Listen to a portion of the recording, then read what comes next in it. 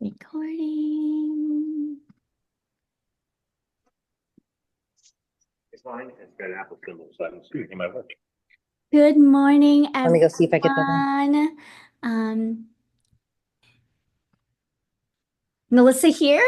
Um, my name is Melissa Patterson, and welcome to our Health Hack Thursday. I am here today with my friend and co-host, Meghan Calido, who is a regenerative health practitioner, herbalist, aromatherapist, and she can do everything. And she is a mom of five. One of them is twins, and we are here also with Sharon Stewart, my mom in love. And today we want to talk about improving our digestion for better mood and managing anxiety in the most natural way. So I wanted to kind of go over the key components of what we want to talk about. Like today we want you to start with warm lemon water. That's as easy as it can get. That will help you get back to where you need to be and kickstart your digestion before you eat anything throughout the day. This will support your liver, alkalizes your body, and then just really make you feel more refreshed and balanced. And we're also going to go over some eating like foods that are rich in probiotics. And Meghan will kind of go over that a little bit deeper. And then also understanding mindful eating practices.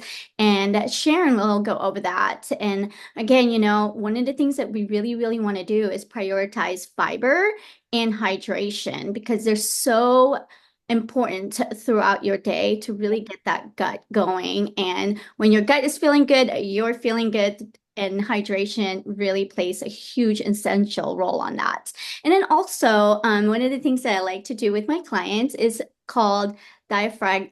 Oh my God, diaphragmatic breathing techniques, where you use your diaphragm. And here comes Bethany, where you use your diaphragm to really, really help you release some stress or anxiety. This is something that I do with my littles.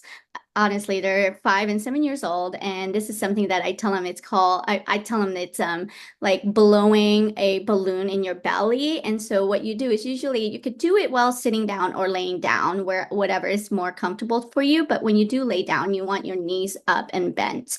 But when you exhale, and this is how I do it, so it makes it easier if you're not used to this. I already extend my belly out. So you start by inhaling and you count four. And then you're going to hold that for 4 seconds, extending that belly out. And then as you exhale, you start to let your belly fall. And you're going to hold one hand to your belly and one hand to your chest so you could feel it go in and out, in and out. And so when you inhale, you're allowing oxygens to really get into your body to help you relax and just put you in a calm state of mind. And then when you again exhale, you want that slow breathing through your mouth and feeling that belly slowly coming down. And you just kind of repeat this 5 to 10 times, and this should help you re-regulate. And you can do this throughout the day. If you've never done it, at least try it right before bed or right when you wake up, and you can really feel how it changes your mood for to get your day started. So I'm going to go ahead and give it to Miss Meghan, and she's going to go over the foods that can really help you and that you can actually do at home. Thank you, Melissa. Yeah, so we have this connection called the gut-brain connection or the gut-brain axis. And it's like biodirectional communication between the gastrointestinal tract and the nervous system. And so what's happening there is that our gut bacteria is speaking to the brain to let it know what's happening and what's going on and if there's something wrong. And so when we're low in the good bacteria, that communication, there's 10 communications, 9 of them go from the gut to the brain and 1 from the brain to the gut. So it's super important that the gut flora is nice and flourished and has all the good things in it so that we're getting those healthy messages to our brain. I meet with a lot of people that are like, I'm so anxious and I'm so like, I have no idea why I'm anxious. And that's like really a first sign that like, hey, wait, maybe the gut bacteria is off, because if there's no reason for me to feel anxious, then why am I feeling like that? So the gut brain connection is really super important. And we have a lovely probiotic called Biomedic that has lactose spore in it. And its job is to kind of gather up the toxins and bring them out. And then we have a prebiotic in there, chicory root and fulvic and humeric acid, that are feeding the good bacteria to build back up. And it's really a magical thing. And the prebiotics are almost, they're just as important as the probiotic. What we're feeding that gut is super important to what kind of bacterias are growing in there. And so like if we're eating things that are highly processed, things that are full of sugar, that's going to feed the bacteria that loves those things. It's going to feed candida, and those are going to carry messed up messages to the brain. And so the way we get prebiotics really is by eating any food, live food. Like that's live food is all the prebiotics that you need. I have people that reach out often, like, I need a good prebiotic. I'm like, eat your fruit and veggies. Like they're gonna feed that good bacteria. Um, so yeah, the vagus nerve is what carries those messages to and from the brain. And it's super important that we're able to get ourselves into a parasympathetic state instead of staying stuck in that fight or flight. So when we're in fight or flight, we're not able to heal properly. Like it's just not going to happen as much as we would love it to.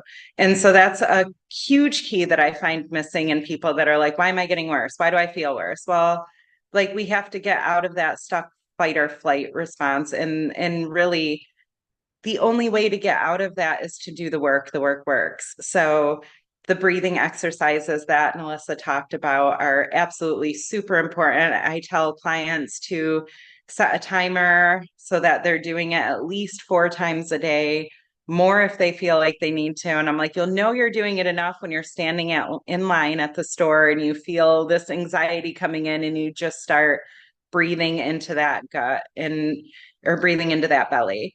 Um, a lot of the times when we're stuck in fight or flight, we stop breathing in our chest, and then we're not getting oxygen to the rest of the body. And that's going to just keep us stuck. So those box breathings and meditations really do help to bring us back down. And that combined with doing a good probiotic and eating your fruits and veggies, or drinking your fruits and veggies, whichever you prefer, and feeding that gut bacteria is really going to help the mood lift and shift. So a lot of people that I consult with are like, why am I feeling worse? And I'm like, well, are you doing the breathing exercises? And they're like, no. Okay. So like it all goes hand in hand. And really when we're starting to cleanse, a lot of these emotions and things that we thought that we were done dealing with will pop back up and allow us to deal with them fully when we're in that rest and digest state. So yeah. Thank you so much for that. You always have such an amazing knowledge and really explaining to people how important it is to really pay close attention to our body and really connect that with our mind. And that's why we're talking about like breathing exercises, being mindful of our thoughts and how we really put that nervous system back to balance, as well as balancing that gut. My mom in love will talk about mindful eating. This is so essential also to get your day started and to have that better mood and better feeling throughout the day. Good morning, everybody. I do have a couple of questions for Megan, but I'll do my, I guess, little intro here. You know, I'm so grateful for Purium Lifestyle because I don't wake up sluggish anymore. I used to wake up sluggish, and I know that my body is more balanced. And I'm just encouraging anybody that's watching this video and hasn't had the euphoric moment of trying these superfoods and seeing how different your body feels. You know, for me, starting my morning, I do set my alarm as well for every 2 hours. So I know in those 2 hour time periods, I'm going to take something, or I'm going to drink something, or I'm going to munch on a little something. And I think that I have a very healthy food relationship now. I would say that for the most part, I've been pretty healthy with my eating decisions, but that's not to say that, I could always improve. Um, I guess for me, making healthy decisions is shopping organic. So when I am going to be eating food, there's just no question it's always going to be organic. And I know a lot of people think that, oh, you're spending more money and how do you really know? It's like, well, I don't really know, but I am going to shop at my holistic market. That's a mom and pop shop. And I know that I'm giving back to them and they're doing the best that they can do because that's the only food they want to eat. And being mindful of the different things that we can put on our salad that can actually increase and make it harder for us to break down the salad. I'm also very aware of my meat intake now. Not that I'm anti-meat or not that I'm vegan. I just know that the way it's processed and the way I'm trying to make myself as clean as possible. This isn't the timing that I want to be eating that much. We have a cow that was in our freezer. It's grass finished, grass fed. I mean, it's the best organic you can find. And it is good. We used to have a full steak for dinner. I can't tell you the last time that I actually had steak. And not that it's bad for you. That's my opinion.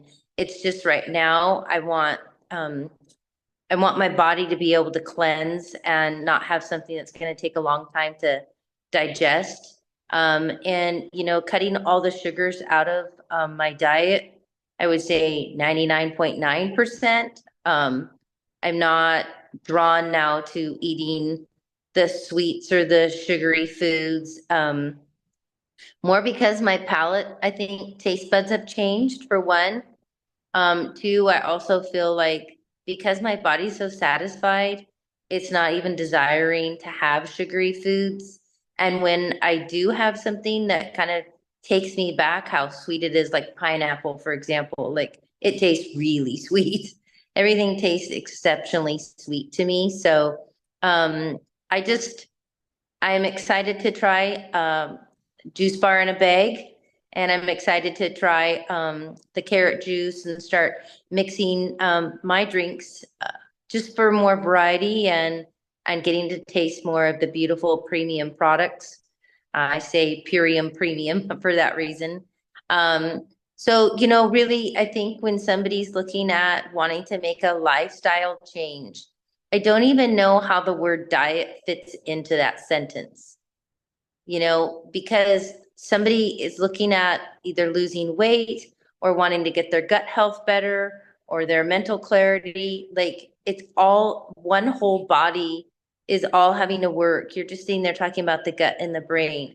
Everybody that I have been around for years, decades, has talked about, the gut being the second brain, or is it really the first brain? But when it comes down to it, we have the responsibility of how we're going to take care of ourselves. And we can't keep expecting our body to have the same different results when we keep doing the same thing. And so starting on the Purium lifestyle, we're doing something very different. And in doing that, our body's performing exceptionally well. And the vitality and the clarity and the restful night's sleep, everything the body needs to repair and rebuild is happening. And so if we're going to be operating with a mindset of as clean as we want to be, then what we need to be doing is being even more mindful of what we are eating when we're not having our green juice or we're not having our power shake. So that's kind of my little plug a little bit about making healthy decisions. I did have a question for Megan as well when you were talking about the gut.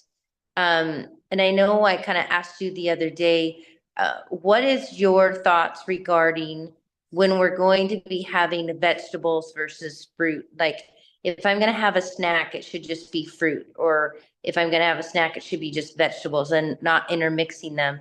Is it a lot harder for the body to digest, or is it kind of the way the acidity is in the body breaking down food? What are your thoughts on that? So fruit is fully digestible in our mouth. So we have lingual amylase, or I think it's pitolin in our mouth, and that fully digests fruit. And then vegetables have a little bit more of a process to be digested. They're going to require the other enzymes in the stomach and the small intestines from the pancreas to be able to be broken apart a little bit better.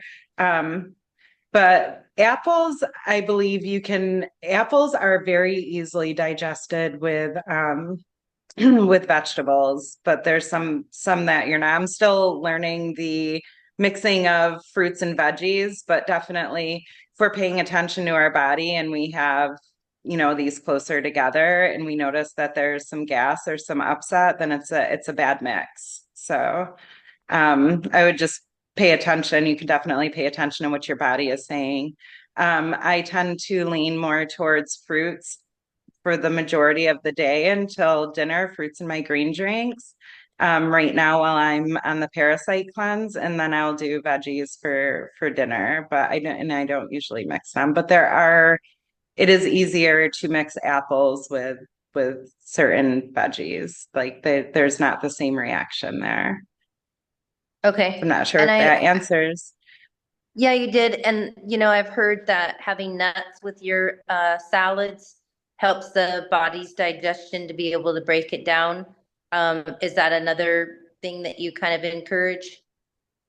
Nuts and seeds are great for the body, but they do slow down the detox process a little bit because they take a little bit more time to digest. Okay. So, Good to um, know. it's kind of like if there was a food pyramid, your fruits would be on the bottom, and then your veggies, and then your nuts and your seeds. So, Perfect. Good analogy. And Bethany, you're welcome to jump on and answer those questions as well, because I'm willing to receive, and I know other people watching would probably as well. Yeah, I was actually going to introduce Miss Bethany and welcoming her into our group. So she's not just chiming in.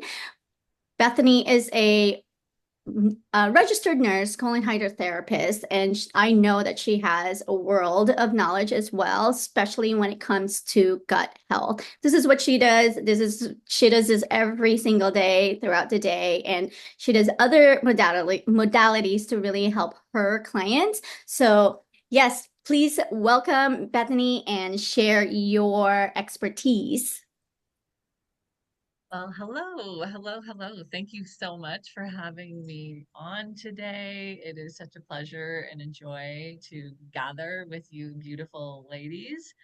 And so I was just soaking up all this wisdom, and Megan, you just really amaze me every time I listen to you, because you explain it in ways that we can really understand. And Mm. so this topic around bloating is a big one, and we're talking about healthy gut biome. And so one of the things that I also do here at my center is colon hydrotherapy.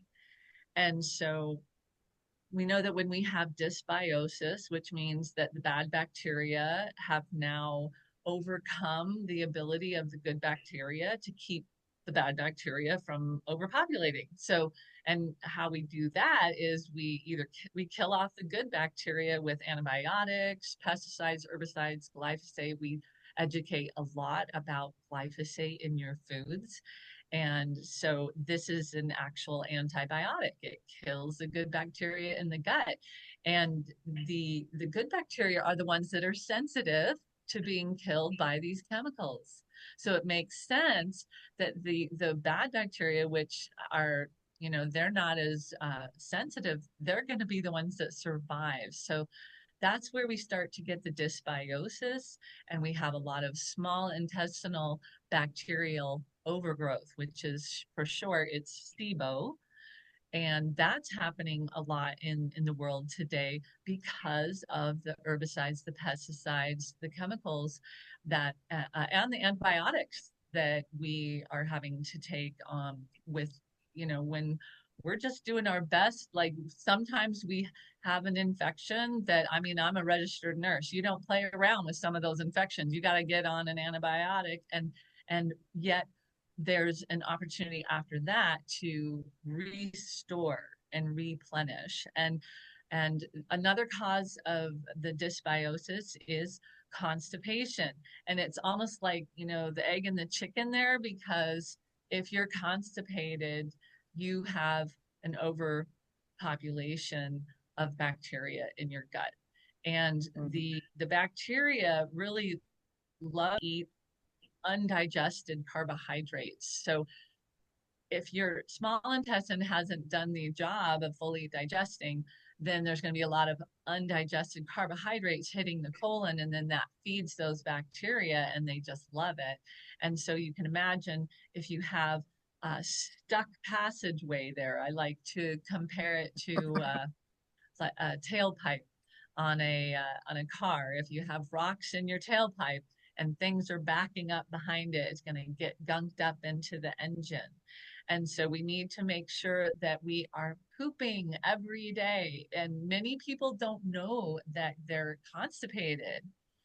And so I actually have a experience just yesterday. I had a young lady walk into my center, and she has been seeing a naturopath for the past almost year, and she was still experiencing all this bloating and not feeling well. And I said, well, how often are you pooping? She said, well, every day. And I said, okay, so when you poop, how much are you pooping? And what are those poops like? And she said, well, they're basically like little rabbit pebbles. Um, so that on the Bristol stool chart means you are severely constipated. Mhm. So we can be having a bowel movement every day, but it doesn't mean we're not constipated. The body still can be storing a lot in the body, and the colon is as long as you are tall, and it stretches. So yes, indeed, it can hold pounds worth. And if you are feeling anxious, I'm going to ask you, you know, in addition to what Meghan said, let's also look at if are we carrying all these toxic rocks around in our gut, then yeah, we're going to maybe feel a little bit anxious. It's going to affect our mood, and it's going to also affect our gut's ability to make serotonin. And we know that, you know, between 80 to 90% of the serotonin is made in the gut. So we need a healthy gut to feel like all is well with the world, because serotonin is one of those happy, feel good hormones.